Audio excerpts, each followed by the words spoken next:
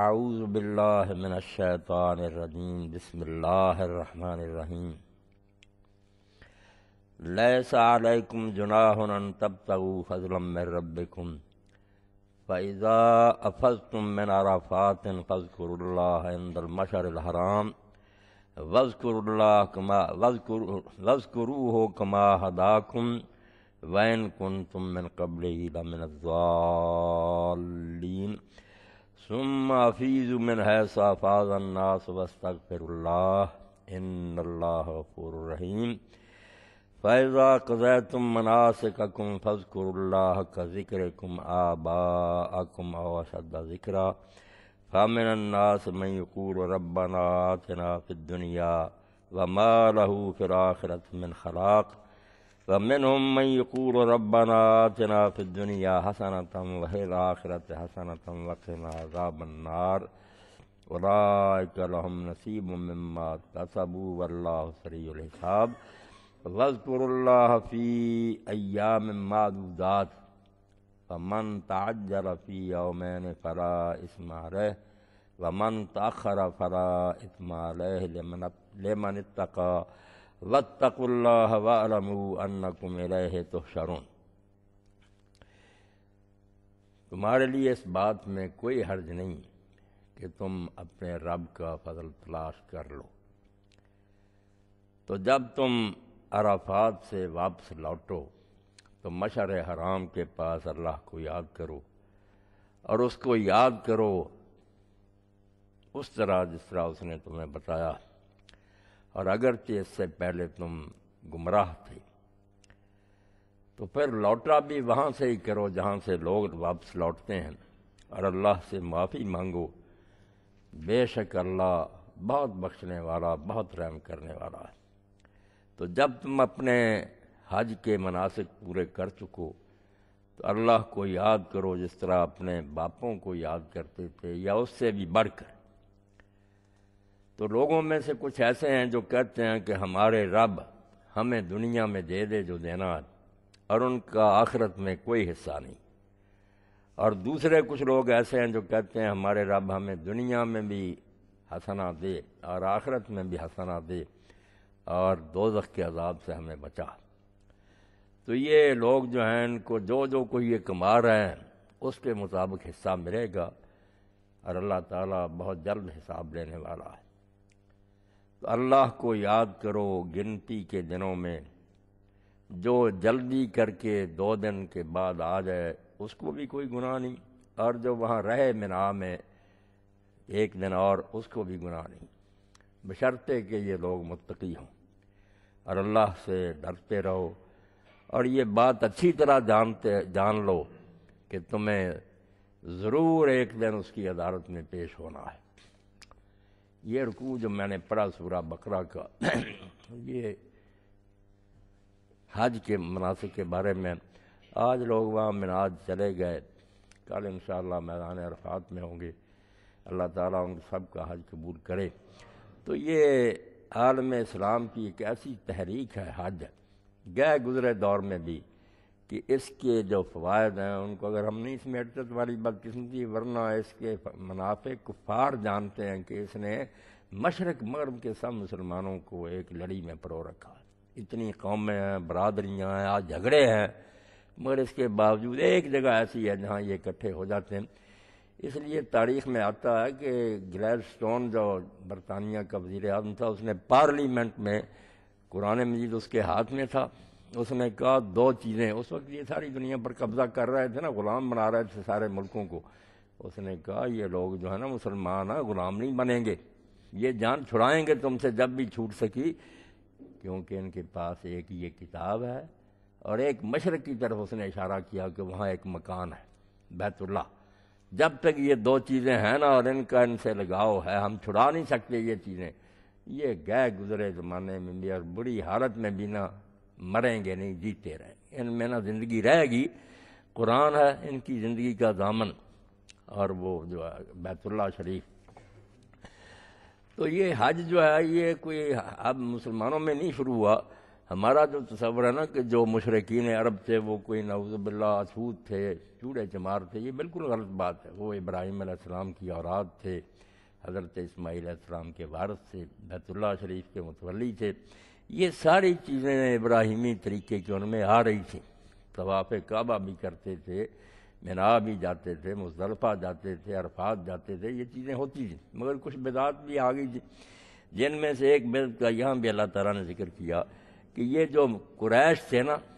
بیت اللہ کے متولی، یہ عرفات نہیں جاتے تھے، یہ صرف مزدلفہ تک جاتے تھے اور وہاں سے ہی واپس لوٹ آتے تھے، عرفات نہیں جاتے تھے۔ باقی لوگ عرفات جاتے تھے، یہ کہتے تھے کہ نہیں، نحن ہم ہم بہت پرہیزگار اور مقدس لوگ ہیں، اللہ تعالیٰ کے گھر کے متولی ہیں، اس لیے ہم حد حرم سے باہر نہیں نکل سکتے۔ جو مزدلفہ ہے نا، یہ حد حرم کے اندر، حرم وہ علاقہ ہے جہاں خضر و درخت نہیں کاٹا جا سکتا، شکار نہیں کیا جا سکتا۔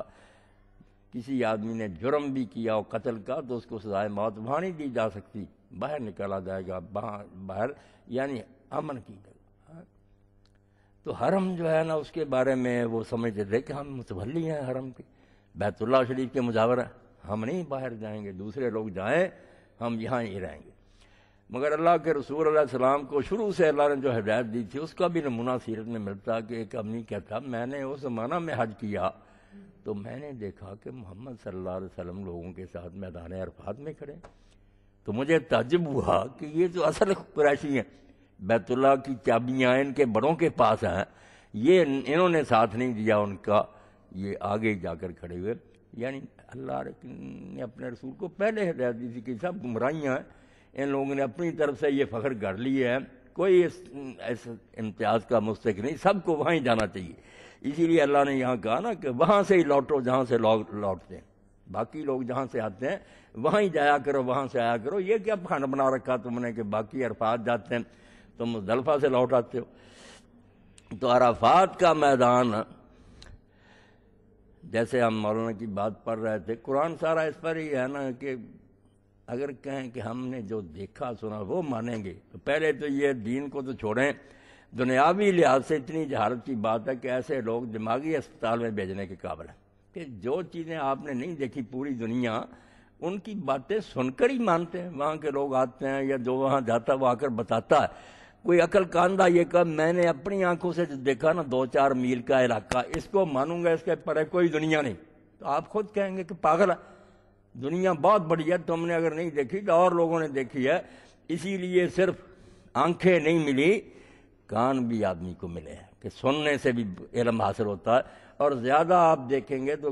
آنکھوں سے آدمی بہت تھوڑی چیزیں دیکھتا ہے، زیادہ اس کی معلومات مسموعات ہیں، سنی ہوئی ہیں، کتابوں سے سنی ہیں یا لوگوں سے سنی ہیں، وہ سن کر ہے۔ تو صرف یہ آدمی تسلی کر سکتا ہے کہ سنانے والا یا بیان کرنے والا دیانتدار ہو،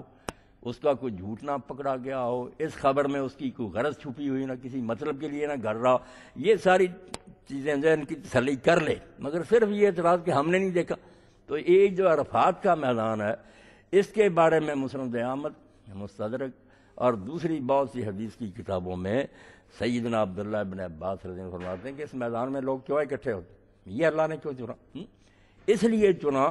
کہ جب آدم علیہ السلام کی پشت پر اللہ نے ہاتھ پھیرا تھا اور میں اور آپ جو سب قیامت تک پیدا ہونے والے سارے نکالے تھے، تو وہ اسمبلی جو ہوئی تھی نا، وہ بھی وادی نعمان میں ہوئی تھی۔ یہی عرفات کا میدان تھا جہاں سب لوگ جمع تھے۔ اس وقت اللہ تعالیٰ نے اس اسمبلی میں یہ کہا تھا کہ میں پیدا کرنے والا ہوں، میں چھپ جاؤں گا، امتحان کی خاطر میں نہیں پھر سامنے آؤں گا، میرے رسول اور کتابیں آئیں گی، تم اقرار کرو کہ ان پر ایمان لاؤ گے اور ان کی اطاعت کرو گے،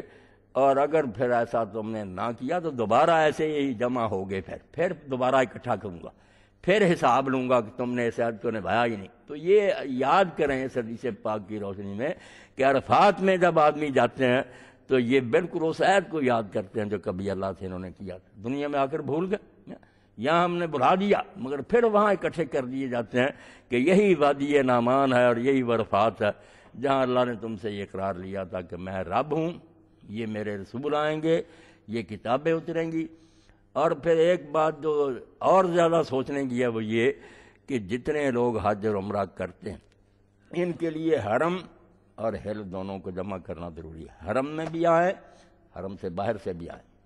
ہم باہر سے جاتے ہیں اور اگر حج والے مکہ سے ان کو باہر نکال دیا جاتا ہے، حرم سے باہر نکال دیا جاتا ہے. ایسے سمجھیں کہ حرم ایسی ہے چار دیواری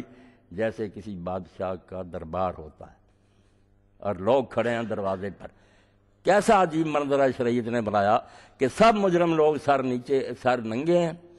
انہوں نے فقیروں والا لباس پہنا ہوا ہے، ان پر مٹی گرد و غبار پڑا، بال بکھرے ہوئے ہیں. وہ بیچارے عرفات میں جو حرم سے باہر ہے وہاں کھڑے، دروازے پر کھڑے ہیں کہ اندر آنے کی اجازت ملتی ہے، وہاں معافیاں مانگتے ہیں. اور وہ میدان صرف مغفرت طلب کرنے کا ہے. اللہ کے رسول علیہ السلام نے فرمایا کہ اللہ تعالیٰ اس دن اس مجمع کو دیکھ کر فرشتوں سے پوچھتا ہے کہ یہ لوگ شوثن غبرا،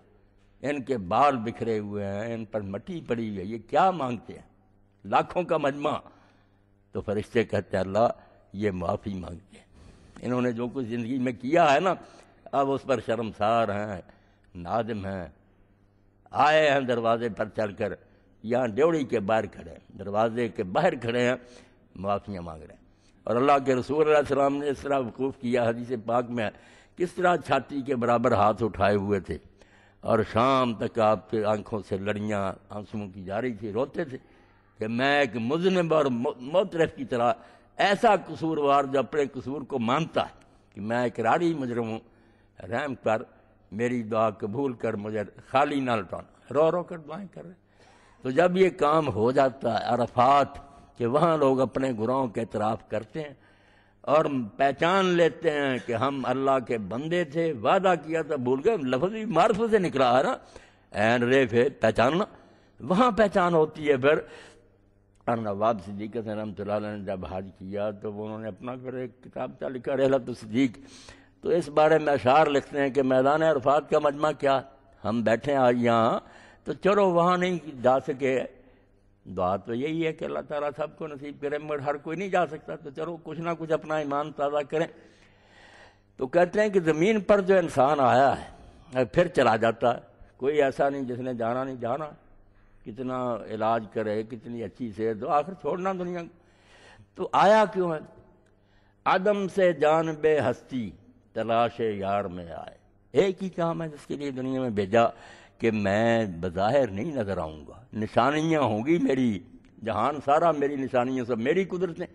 اس سے پہچاننا. اگر کہو نا آنکھوں سے دیکھ کر، وہ وقت جب آئے گا پھر سے امتحان ختم ہو چکا ہوگا، سامنے جب میں آ گیا پھر امتحان کے نشانیوں سے. تو معرفت، اسی لیے ابن عباس رضی اللہ عنہ نے جو تفسیر کی ہے پڑھتے ہیں کہ ہم نے میں نے جن اور انسانوں کو پیدا کیا تاکہ وہ میری عبادت کریں. ابن عباس رضی اللہ عنہ فرماتے ہیں عبادت تو تب بھی الا لیعرفونی، میں نے اس لیے پیدا کیا ہے کہ مجھے پہچانے، پہلے پتہ تو چلے کہ اس دنیا کا کوئی مالک ہے، پھر بندگی بھی کریں. تو پہچان کے لیے فرماتے ہیں عدم سے جانب ہستی، جب نہیں تھے تو اللہ نے بنایا، عدم سے جانب ہستی تلاش یار میں آئے، کہاں سے ہم کہاں پکڑے ہوئے بیگار میں آئے. کہاں عالم ارواح سے اللہ نے اس دنیا میں بھیج دیا. نہ پوچھو اہل موقف ہم سے دیوانوں کی بیتابی. اب ہر شخص الگ الگ بیٹھا ہے، کوئی مجمع میں ہے، کوئی الگ بیچارہ چھپ گیا ان کے پیچھے، کوئی الگ. جیسے حضرت ابن عمر رضی اللہ تعالیٰ نے ایک موقع پر جب ایک شخص نے کہا اس وقت ما اکثر الحاج، کہ حضرت آج سال تو بہت حاجی آئے، فرمایا ما قلہ، بھائی بہت تھوڑے، یہ مجمع ہے، ایک ہجوم ہے، حاجی تو بہت تھوڑے. آپ نے دیکھا کہ ایک خصمون کے پیچھے چھپا ہوا تھا، لباس اس کا پھٹا تھا، میلا کچیلا احرام بہت دیر سے باندھا تھا، الگ رو رہا تھا. تو آپ نے فرمایا شاید یہ ان تھوڑوں میں سے ہو جو اصل حاجی ہے، باقی تو تماشا ہے، یہ حاجی شاید اس میں ہو. تو کہتے ہیں نہ پوچھو اہل موقف، موقف میدان عرفات کو کہتے ہیں نا کھڑے ہونے کی جگہ. کیا ہے عرفات والو، تم کیوں پوچھتے ہو کہ یار تو اتنا بے قرار کیوں ہے، کیوں رو رہا باقی دنیا. نہ پوچھو اہل موقف ہم سے دیوانوں کی بیتابی، یہاں مجمع سنا یہاں بھی تلاش یار میں آئے. پتہ چلا کہ وہاں یار نے میلہ لگایا ہے، آ گئے کہ چلو وہاں ہی ڈھونڈے، معافی مانگ لیں. اگر بخشے زہ قسمت، نہ بخشے تو شکایت کیا، سرے تسلیم خم ہے جو مزاج یار میں آئے. معاف کر دے جو اس کی عنایت ہے، ورنہ ہے تو بہت بڑے مجرم قصور بار. تو میدان عرفات ذرا نقشہ سمجھیں آپ پوری دنیا کا جغرافیہ اگر ذہن میں ہو تو دیکھ لیں کہ ہم جس علاقے میں رہ رہے ہیں یہ سارے لوگ ہیں آفاقی، ہم آفاق میں رہ رہے ہیں۔ آفاقی جب چلتے ہیں تو ان کو حکم ہوا کہ چلو گھر سے اگر تمہیں رام باندھ لو تو وہ پھر مشقت ہوگی، رعایت دی جاتی ہے، تم ایک پھر آئے گا دائرہ اس سے آگے جہاں ہل شروع ہوگا، میقات ہوں گے، 5 مقام ہے ہر طرف سے آنے، یہاں پہنچو تو اپنے لباس اتار دو، سر ننگے کرو، خوشبو چھوڑ دو، فقیروں والے 2 چادریں پہن لو، مسکین بن جاؤ گے۔ یہ ایک ادب شروع ہو گیا کہ اب اللہ کا دربار قریب آ رہا ہے، آفاق سے ہل میں داخل ہو گئے، اور ہل بھی جو تھا آگے گئے، پھر حرم شریف مکے کے گرد 8-9 میل کا علاقہ، کہ اب اور زیادہ تم اللہ کے قریب ہو گئے، اب حرم آ گیا، بہت حرمت کی جگہ۔ اور آگے جاتے ہیں پھر قرآن مجید دیکھ رہے ہیں اللہ تعالیٰ برد اللہ الحرام کہتا ہے اس شہر کو بھی ہم نے حرمت دی ہے، علاقہ تو حرمت والا تھا، شہر بھی ادب والا۔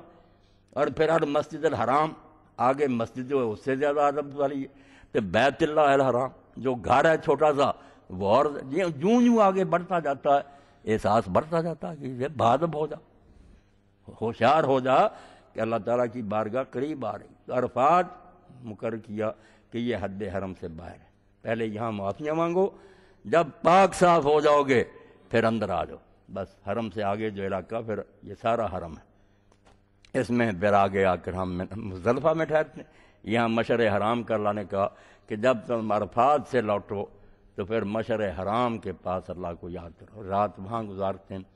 اب تو بسوں کا اور یہ ہے نا ٹریفک کا معاملہ تنگی ہو گئی، ورنہ حکم تو یہ ہے نا کہ وہاں ہی فجر کی نماز پڑھی جائے، اور پھر وہاں سورج نکلنے سے تھوڑی دیر پہلے تک جب تک روشنی نہیں پھیلتی آدمی قبلہ رخ ہو کر وہاں دعائیں کرتا رہے، مشعر حرام کے پاس اللہ کو یاد کرو۔ اور عجیب بات یہ ہے کہ وہاں سے معافی لے کر آئے ہیں، وعدہ کہ فرشتوں کو اللہ کہتا گواہ ہو جاؤ، اگر یہ بیچارے اس لیے سفر کر کے آئے ہیں، ان کی یہ حالت اس لیے ہے تو میں نے بخش دیا ان کو۔ مگر رات جو ہے عرفات کی جب یہ مزدلفہ کی، اس میں کہا کہ جب تم آؤ مزدلفہ سے تو ثم افیضوا من حیث افاض الناس، ایک تو یہ قریش والا فخر چھوڑو کہ عرفات نہیں جاتے مزدلفہ سے لوٹتے، مزدلفہ سے لوٹا کرو، سارے لوگوں کے ساتھ جاؤ۔ تو پھر کہا واستغفر اللہ، جب لوٹ آؤ گے میدان یہ مشعر الحرام میں اللہ سے معافیاں مانگو۔ یہ عبادت میں ہم دیکھتے ہیں کہ ہر عبادت کا خاتمہ استغفار پر ہے، یعنی یہ امر اللہ کو اتنا پسند ہے کہ اول تو تمہارے پاس نیکیاں ہیں ہی نہیں، اور اگر نیکی کوئی ہے تو اس میں 1000 خامی ہے، اگر میں صحیح معیار پر اس کو جانتی ہوں تو وہ نیکی کرانے کے قابل نہیں، انعام نہیں، اس پر یہ توقع ہے کہ تمہیں سزا ہو جائے کہ تم نے ایسی نماز پڑھی۔ جیسے اللہ کے ایک نیک بندے کا امام شہاب الدین سہروردی رحمۃ اللہ علیہ فرمایا، وہ کہتے ہیں میں تو جب سلام کہتا ہوں نماز کا پسینے سے اتنا میں تر ہو جاتا ہوں جیسے کوئی آدمی عین زنا کرتا موقع پر پکڑا جائے، اتنا شرمندہ ہوتا ہوں کہ یہ نماز پڑھی،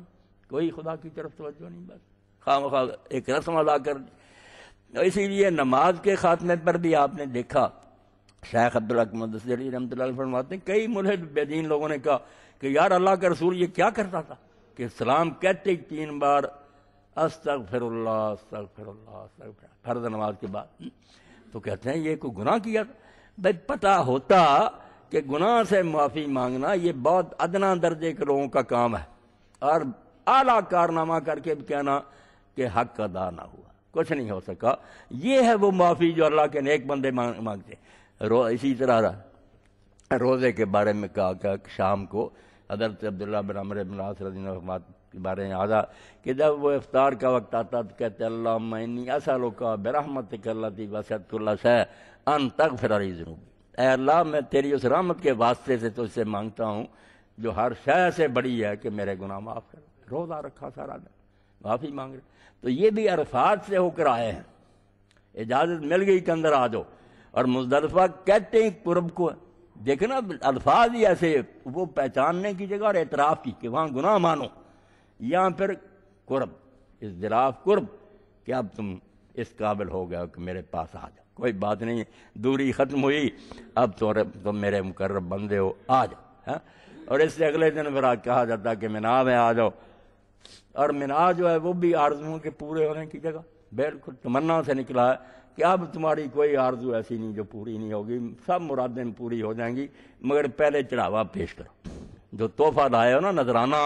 وہ پیش کرو۔ اس لیے اس قربانی کا نام ہی ہدیہ ہو گیا۔ ہماری قربانی اضحیہ وہ ہدیہ کہ تحفہ، گفٹ، جو اپنی حیثیت ہے اس کے مطابق پیش کرو زیادہ سے زیادہ۔ اللہ کے رسول علیہ السلام نے اسی لیے فرمایا کہ حج کیا ہے؟ الحج العج والسج،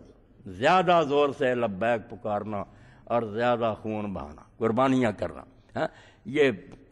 اپنی طرف سے پیش کر دیا نذرانہ۔ پھر کہا کہ چلو اب تم شیطان کو پہلے کنکریاں ماری کہ دین کے راستے میں جو مزاحم ہوگا، شیطان تو وہاں کیا، اور یہ بات بھی کوئی ثابت نہیں کہ آپ نے اسی لیے ماری ہیں نہ ابراہیم علیہ السلام نے، کیونکہ جب سوال پیدا ہوتا نا کہ اگر یہ شیطان والا دھندا ہوتا تو وہ تو 10 تاریخ کو بات ختم ہوگی، ابراہیم علیہ السلام نے قربانی کر دی، جانور ذبح ہو گیا، قصہ ختم ہو گیا، 11 12 13 کو پھر شیطان وہاں کیا کرتا ہے؟ یہ نہیں بات، یہ صرف ہے کہ دین کے راستے میں جو قوت مزاحم ہو، جو رکاوٹ ڈالے اپنے ہو بیگانے ہو، بس سنگ باری کرو۔ تمہارے پاس گولیاں اور اللہ اکبر کہہ کے، اللہ اکبر ہی ذکر ہے کہ ہر گولی کے ساتھ اللہ اکبر اللہ اکبر، اڑا دو ان کو، تم اللہ کے راستے سے روکتے ہو مجھے۔ تو پھر حکم ہوتا کہ اب تم نہ اپنے میل کچیل دور کرو، خوشبوئیں لگاؤ، بال مڈاؤ، اچھا لباس پہنو، صاف ستھرے، اور پھر جو طواف ہے اس کا نام رکھ دیا طواف زیارت۔ اب میری ملاقات کے لیے آؤ۔ ترتیب ہی کیسی، عرفات، مزدلفہ، مینا میں نذرانے پیش کیے، صاف ستھرے ہوئے، پھر زیارت کے لیے آ گئے، ملاقات ہو گئی، اللہ پاک سے آ کر حجر اسود کو چوما، وہ صافہ ہو گیا، ملتزم پر چمٹے، وہ گلے لگ گئے اور دعائیں کی سر۔ تو اللہ پاک فرماتا ہے یہ حج اگر تم اس کو سمجھو اور اس کے بارے میں تمہیں کچھ عقل ہو تو انسان کو، جو اللہ کے رسول نے فرمایا کہ ایسے لوٹتا جیسے اس کی ماں نے، جناب وہ خواب خواہی بات نہیں، لوٹتا اگر وہ سوچے کہ میں عرفات میں کیوں گیا، وہاں تو اقرار کیا تھا رستو بربکم کا، بھول گیا تھا۔ اللہ نے کہا اسی میدان میں اقرار کر کہ تجھ سے وعدہ لیا تھا، وہ تجھے یاد نہیں رہا، رسولوں نے یاد دلایا۔ تو پھر مینا میں لوگ اکٹھے ہو جاتے، فارغ ہونے کے بعد میلے لگ جاتے، ہر قبیلے کا شاعر ہوتا، اللہ کے ذکر کی بجائے اپنے مفاخر بیان کر دے، ہمارے بڑوں نے یہ خیرات کی، انہوں نے یہ جنگیں لڑیں، یہ بہادریاں کی، اور اس میں لڑائیاں بھی ہو جاتی، غرور تکبر کی باتیں۔ اللہ نے کہا جب فارغ ہو نا، کام ہو جائے حج کا ختم، تو مینا میں ٹھہرو تو یہ فذکر اللہ، یہ بکواس چھوڑو، باپ دادے کے تذکرے، اللہ کو یاد کرو، اس کا ذکر کرو۔ اور پھر ذکر کرنے والوں کا بیان کر دیا،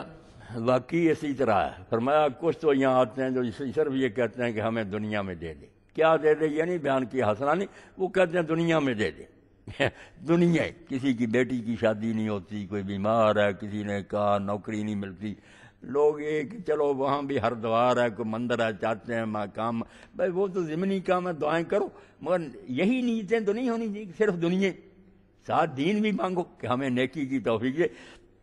ان کے بارے میں تو کہا کہ جو صرف دنیا لینے کے لیے آتے ہیں ان کا آخرت میں کوئی حصہ نہیں، توبہ توبہ، وہاں انہیں کچھ نہیں ملے گا، خالی۔ اور جو یہ کہتے ہیں کہ اللہ دنیا میں بھی ہمیں حسنات دے اور آخرت میں بھی حسنات دے اور عذاب جہنم سے بچا، یہ وہ لوگ ہیں جن کو جو یہ محنت کر رہے ہیں پورا اجر ملے گا۔ جو پڑھ کر ہٹے ہیں نا کہ بے فکر رہو، اگر ان لوگوں نے نیکیاں کی اور اللہ سے یہ مانگتے رہیں، اور ٹھیک ہے حسنہ میں بہت کچھ آ جاتا، مگر یہ تفسیر بھی جو نیک لوگوں کے لیے بہت اچھی ہے کہ دنیا میں حسنہ کیا، حسن عمل، جو ریاض صاحب پوچھ رہے ہیں نا کہ یہاں یہ دے کہ ہم اچھے کام کریں، جو کام ہم سے ہو نیک کام ہو، اس کی توفیق دے۔ اور اگلی دنیا میں پھر کیا کہ اگر اچھے کام یہاں ہوئے ہیں مگر اللہ نے نقص نکال کر رد کر دیا، قبول نہیں کیا، قبول، حسن قبول، یہاں اچھے عمل کی توفیق دے، وہاں عمدہ طریقے سے اپنے فضل و کرم سے قبول فرما کہ شاباش تیرے کام مجھے پسند ہیں، وقنا عذاب النار، اور سب سے بڑی خطرے کی بات ہے دوزخ، اس سے بچا رہنا۔ تو اللہ نے تسلی دے دی کہ جو محنت کر رہا ہوں میں بالکل اس کا پورا بدلہ دوں گا، اور یہ نہ سوچنا کہ یہ تو بڑا لمبا قصہ ہے، پتہ نہیں قیامت کب آئے کب نہ، واللہ سریع الحساب، یہ بڑی جلدی آ جائے گا، آنکھ جھپکنے کی بات ہے۔ جس کو تم آپ لاکھوں سال سمجھتے ہو نا، جب یہ ختم ہوں گے، میں آپ بیٹھے 70 سال کا ہو گیا کہ صاحب ہم سے بڑے ہیں کہ ڈاکٹر صاحب ہیں، سوچتے ہیں اتنی عمر، مگر جب آخری وقت آئے گا تو جیسے قرطبی رحمۃ اللہ علیہ فرماتے ہیں نا، نوح علیہ السلام سے پوچھا ملک الموت نے کہ آپ اتنا عرصہ دنیا میں رہے ہیں، کیسے محسوس کرتے ہیں، کیسے لگتا ہے آپ کو؟ فرمایا عزرائیل مجھے تو یوں لگتا ہے کہ ایک مکان ہے، اس کے 2 دروازے، ادھر سے داخل ہوا ادھر سے نکل گیا، سپنا معلوم ہوتا، ساری باتیں خواب معلوم ہوتی۔ تو کہا کہ یہ تو جو ہے ایک لمحے میں ختم ہو جائے گا سب کچھ، آنکھیں بند ہوگی رہ جائے گا سب کچھ۔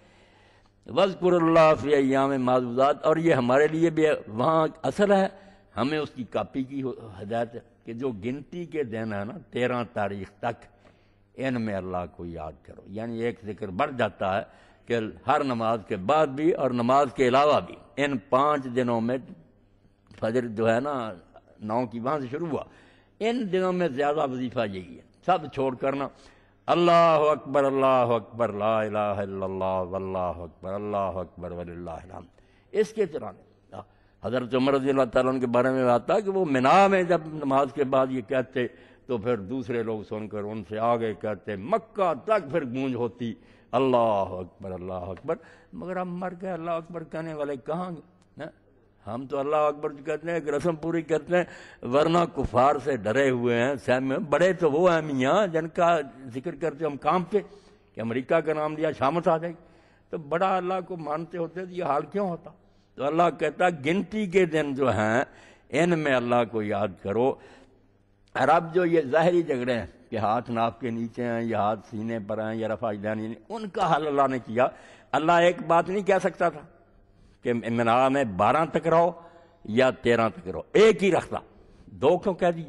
اسی لیے کہ یہ باتیں کوئی حیثیت نہیں ان کی، دین میں ان کا کوئی وزن نہیں کہ ظاہری طور پر آدمی نے کیا کیا ہے، یہ دین ایک سے زیادہ طریقے بھی برداشت کر سکتا ہے، صرف اندر جو ہے نا نیت مقصد وہ اعلیٰ ہونا چاہیے۔ اللہ فرماتا جو جلدی کر کے 2 دن میں ہی 11-12 میں وہاں ذکر کر کے کنکریاں مار کے آ جائے کوئی حرج نہیں، اور جو وہاں رہے گا لیٹ کرے 13 کو آئے اس کو بھی کوئی حرج نہیں۔ 12-13 دونوں کو قبول کیا،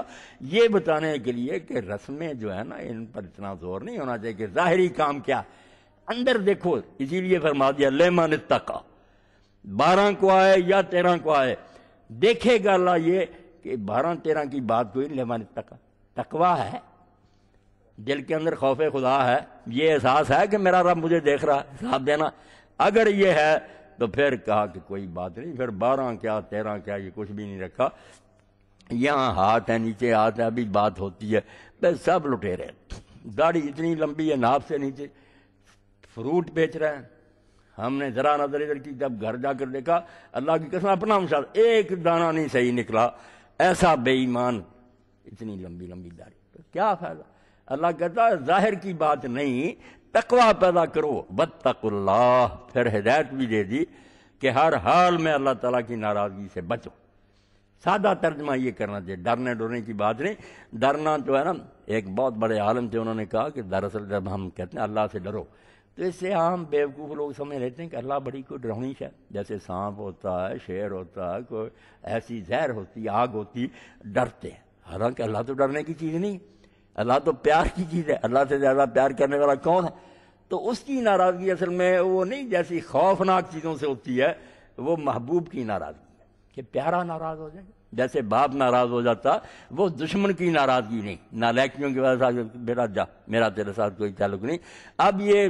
دشمن کی ناراضگی اور خوفناک کی نہیں، ایک محبوب نے ناراض ہو کر کہا کہ نہیں میں نہیں اب تو سے تعلق رکھوں گا، تو اس لیے واتقوا اللہ، ایسے کام نہ کرو جس سے وہ پیارا منہ موڑ لے، ناراض ہو جائے کہ نہیں اب نہیں تو میرے کام کے تم بندے۔ وَاعْلَمُوا أَنَّكُمْ إِلَيْهِ تُحْشَرُونَ، وہ زندگی بعد موت پڑی اس کا خلاصہ۔ وَاعْلَمُوا، اس بات کو اچھی طرح جانو۔ اب جاننے کا ذکر ہو رہا تھا کہ پتہ لوگوں کو ہونا، یہ نہیں جاننا۔ اگر آدمی جانتا کہ زہر امر کھا رہا، کیا جانا اس نے؟ جاننے کا مطلب خیال رکھ۔ تو اللہ کہتا ہے وَاعْلَمُوا، دھیان رکھو، انکم، کہ تم سب، الہ، صرف اس کی عدالت میں تحشرون، پیش ہو گئے۔ یہ ریاض صاحب جو بات کہہ رہے ہیں نا، سارے الہ جو پہلے آیا نا عربی زبان کے، اس میں یہ صرف اس کے سامنے حاضری ہوگی، وہاں کوئی بینچ نہیں بیٹھے گا،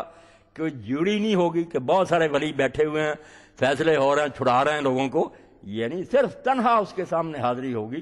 اور وہ عالم الغیب والشہادہ، ہر ایک چیز کو جانتا کہ تم کیا کر کے آئے ہو. وہاں نہ کسی کا زور چلے گا نہ کسی کا دباؤ ہوگا. اعمال تمہارے جو ہے نا وہ سفارشی بنیں گے، اس لیے اس کی فکر کرو. تو یہ تذکرہ حج کا، اور اس سلسلے میں اب قربانی بھی ہے، وہ بھی وہیں کا عمل ہے کہ وہ وہاں پیش کرتے ہیں. ہمیں حکم ہوا کہ اگر تم نہیں پہنچ سکے وہاں تو کم از کم اس عمل میں شریک ہو جاؤ. تم بھی یہاں جانور ذبح کرو اور اعلان کرو اپنے عمل سے کہ جو کچھ ہے ہمارے پاس اللہ کا ہے، اس لیے اللہ مانگے تو ہم خوشی سے دیں گے. اور اب اس میں دیکھیں کہ جیسے ابراہیم علیہ السلام ہندو اور آریہ وغیرہ بکواس کرتے رہتے ہیں کہ مسلمان بڑے بے رحم ہیں، جانوروں کو یوں کرتے ہیں. تو خیر علماء نے تم سے کہا کہ تم مانتے ہو کہ سبزیوں میں بھی جان ہے. بوس نے خود آرا ایجاد کیا کہ یہ سانس لیتے ہیں پودے، ان کو کیوں کھاتے ہو؟ جان تو ان میں بھی ہے. بدماشو، اللہ نے اجازت دی ہے کھانے کی، ایک چیز دوسری چیز کو کھا رہی ہے، باقی مخلوق میں بھی ہے، ادا کا اذن چاہیے. مگر محبت کی بات ہے کہ شیخ الہند مولانا محمود الحسن رحمۃ اللہ علیہ قرآن مجید ان کا آپ لوگ دیکھتے ہیں، انہوں نے گائے ایک بڑی محبت سے پالی اور اس کو لے کر جنگل میں جاتے تھے، خود دوڑاتے تھے ساتھ کہ زیادہ موٹی نہ ہو جائے، پھر بھی جانور ٹھیک نہیں رہتا، نگر ہونا چاہیے، طاقتور ہونا چاہیے. دوڑاتے، پسینہ آتا، کھلاتے پلاتے، بہت پیار تھا. اب جب قربانی کا دن آیا تو آپ کے ہاتھ میں چھری تھی، آنکھوں سے آنسو بہہ رہے تھے اور بسم اللہ واللہ اکبر کہہ رہے کہ بے رحم نہیں ہم، مالک کہہ رہا. ورنہ کتنے پیار سے سال بار میں نے اس کو رکھا ہے، دل تو نہیں چاہتا، مگر اللہ جب کہتا ہے کہ میرا ہے بھائی دے دو. اس لیے اللہ من کا ولا کا، تیرا ہے اللہ، تیرے راستے میں ہم دے رہے ہیں. تو یہ دن جو ہے اسی لیے آپ نے فرمایا کہ یہ سال کے کوئی دن ان 10 دنوں کا مقابلہ نہیں کر رہے. یہ 10 دن جو نا گزر رہے ہیں، کچھ چلے گئے، 1-2 دن رہ گئے، ان 10 دنوں کے بارے میں حتیٰ کہ کسی نے پوچھا جہاد بھی نہیں، تو فرمایا جہاد والا بھی صرف وہ جو گیا اور وہ بھی وہاں کٹ گیا اور گھوڑا بھی وہاں اس کا مارا گیا، وہ شاید ثواب میں اس کے برابر ہو جائے. ورنہ ان دنوں میں جو ذکر ہے، نمازیں ہیں اور اللہ کو یاد کرنا، اور ساتھ یہ باتیں ذہن میں تازہ کرنا کہ کتنا بڑا اجتماع ہو رہا، اللہ کا گھر، ہمارا اس سے کیا تعلق ہے، اتنی فضیلت ہے. تو ایک تو نیکی اور بھی ہے جو ہمیں ضرور کرنی چاہیے. یہ 9 تاریخ جو ہمارے ہاں منگل کو آ رہی ہے، ہمارے ہاں عرفے کا دن وہی ہوگا، تو اس کا روزہ بھی اللہ کے رسول علیہ السلام نے فرمایا کہ صوم جو ہے عرفے کا 1 سال جو گزر گیا اور 1 سال آنے والا، اس کی غلطیاں جو اللہ اس کے صدقے معاف کرتا. تو اللہ توفیق دے تو عید سے 1 دن پہلے یہ روزہ رکھنے کی کوشش کریں. کوشش یہی ہونی چاہیے کہ جو ہو سکے، ہونا تو کیا اللہ تعالیٰ بس قبول ہی فرما رہے اپنی محنت مرضی سے، مگر کچھ نہ کچھ چارہ کریں، محنت سماجت کریں کہ جو بس میں اللہ تیری توفیق سے کر رہے ہیں ہے ناقص نکما، قبول فرما. تو اللہ تعالیٰ توفیق دے کہ ہم یہ دن اچھے طریقے سے منا سکیں. عالم اسلام کے لیے یہ عید کا دن مبارک ہو، اور جو آندیاں چھائی ہوئی ہیں اللہ ان کو دور کرے، اور ہمارے یہ حکمران جو ہیں ان کو بھی اللہ تعالیٰ ہدایت دے. ہدایت کی دعائی کر سکتے ہیں کہ کلمہ کو کہلاتے ہیں، کیوں سجدہ ریز ہو گئے ان کے سامنے. وآخر دعوانا الحمدللہ رب العالمین وصلی اللہ تعالی علی خیر خلقہ محمد وآلہ وصحبہ.